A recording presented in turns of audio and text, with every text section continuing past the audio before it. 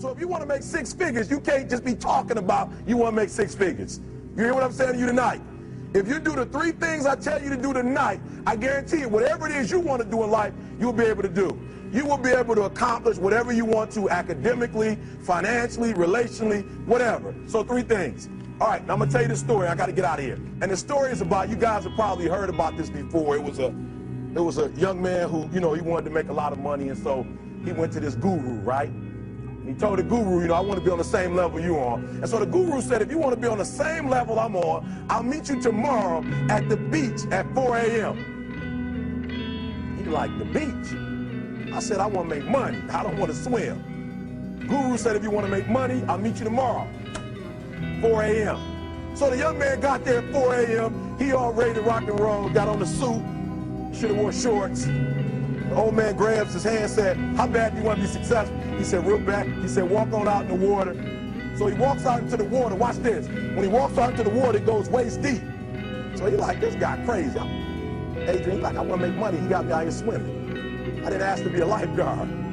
I want to make money. He got me in. So he said, come out a little further. Walked out a little further. Then he had it right around this area, the shoulder area.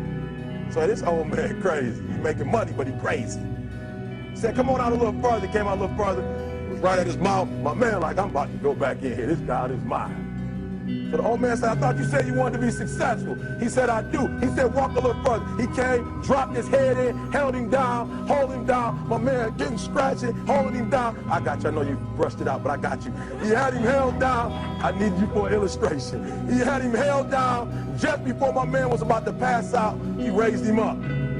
He said, I got a question for you. Somebody answer the question for me. He said, when you were underwater, what did you want to do? Lee, I'm looking for a different word though than live. What's that word? He said, I wanted to breathe. He told the guy, he said, when you want to succeed as bad as you want to breathe, then you'll be successful. I don't know how many of y'all got asthma in here today, but if you ever had an asthma attack before, you short of breath, SOB, shortness of breath, you wheezing. The only thing you trying to do is get some air. You don't care about no basketball game. You don't care what's on TV. You don't care about nobody calling you. You don't care about a party. The only thing you care about when you're trying to breathe is to get some fresh air. That's it. And when you get to the point where all you want to do is be successful as bad as you want to breathe, then you'll be successful. And I'm here to tell you, number one, that most of you say you want to be successful, but you don't want it bad. You just kind of want it. You don't want it badder than you want to party. You don't want it as much as you want to be cool. Most of you don't want success as much as you want to sleep. Some of you love sleep more than you love success. And I'm here to tell you today, if you're going to be successful, you've got to be willing to give up sleep. You got to be willing to work off for 3 hours of sleep, 2 hours. If you really want to be successful, some days you're going to have to stay up 3 days in a row. Because if you go to sleep, you might miss the opportunity to be successful. That's how bad you got to want it. You got to go days without, listen to me, you got to want to be successful so bad that you forget to eat.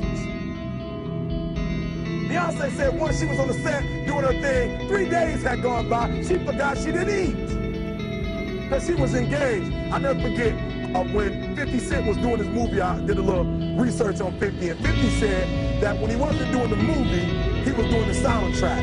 And they said, when do you sleep, 50? Sleep, he said, sleep. Sleep is for those people who are broke.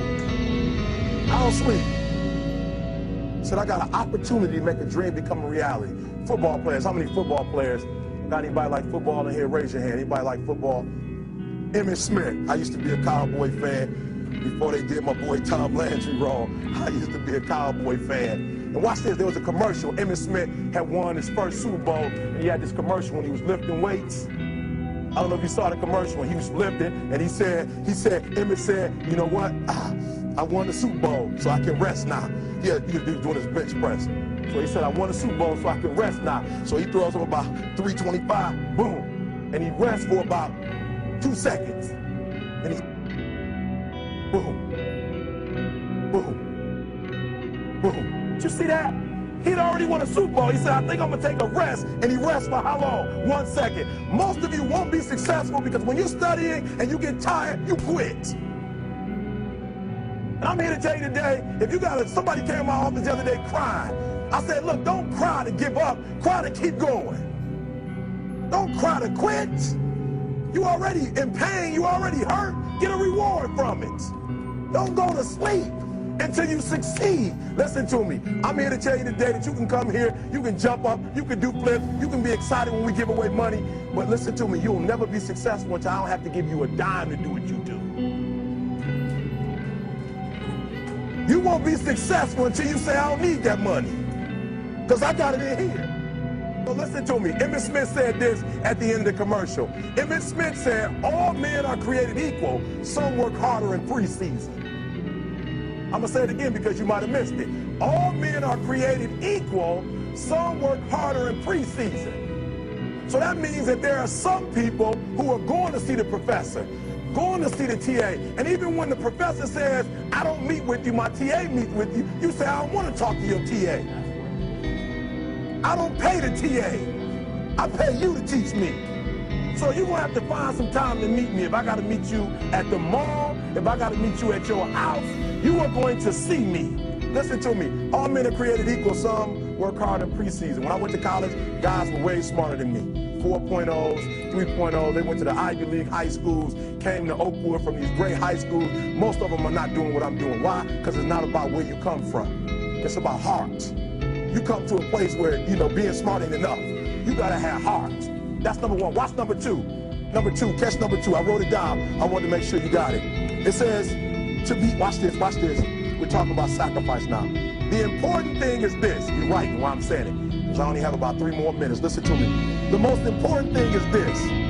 To be able at any moment to sacrifice what you are for what you will become. That's the number 2 thing. You got to catch that one. To be able to, listen to me, at any moment. Some of you can make sacrifices when Monday Night Football is not on. You can make a sacrifice. But when the game come on, for some reason, you just attached to it.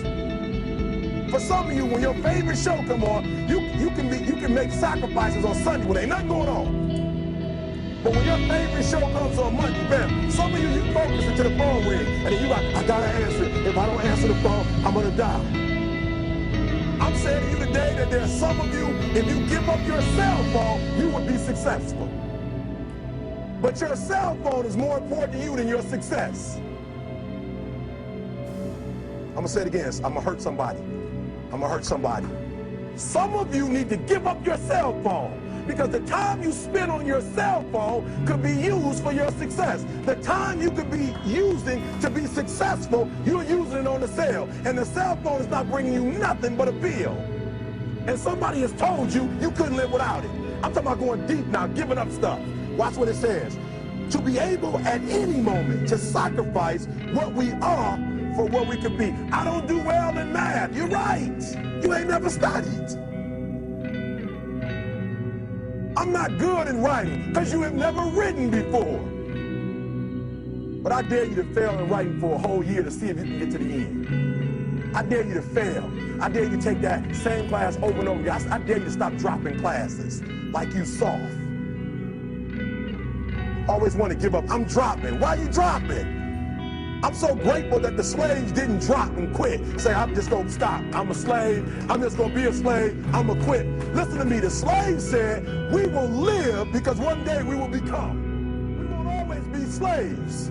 So today, although we're slaves, we're going to act like we're free, and one day our children will be free. If the slaves would have just said, we quit, we give up, we would have died in the middle passage. But some slaves said, I don't care what we go through, we're going to survive this. 400 years of slavery, we're going to get through this. And you can't get through it 1825. You can't get through a writing class, and you got tutor after tutor, resource after resource. The problem is, you ain't never felt no pain before. You're soft. It's a soft generation. You quit on everything. Our people did not quit.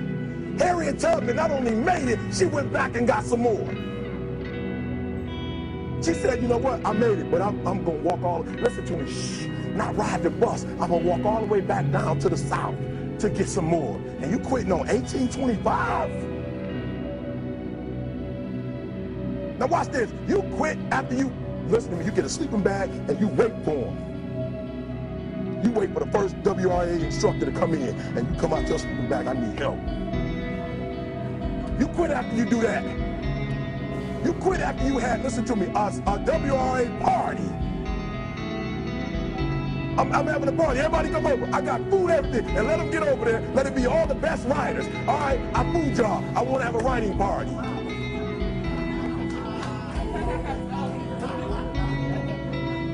I'm serious. You quit and you ain't even tried yet. Last one, I'm sorry. Last one. Listen to me. Pain is temporary. It may last for a minute, or an hour, or a day, or even a year. But eventually, it will subside. And something else will take its place. If I quit, however, it will last forever. Listen to me, I'm telling you as I leave. I was homeless for 2.5 years. And the problem with most of you never felt no pain before. Y'all spoiled. Y'all spoiled. Some of y'all spoiled. Just bottom line. Your parents have done everything for you. You never had to do nothing for yourself. You're spoiled. We're going to keep it real tonight. Some of you are spoiled brats. Every time you ever got in trouble, somebody in your house got you out of it. Every time you've done something you're not supposed to do, people say, Eric, your mother's a tyrant. You're right. She kicked me out. You're right. She's mean, but she developed a man because she put me out there and said, you're going to have to grow up. And some of you have never learned to grow up. And so every time something get hard, you quit, you call mama. I dare you to take a little pain. I dare you. I dare you not to go home. Somebody said, I don't go home, I feel bad. Go through it. You ain't gonna die. At the end of pain is success. You're not gonna die because you're feeling a little pain. I'm not eating like I eat at home. That's why you're about to go to the next level, because if you keep eating like you ate at home, you'll keep being a boy or a girl. It's time to become man, woman. So don't worry about a little pain. My greatest asset is I was homeless, so I can't feel a whole lot of pain. I've already been alone.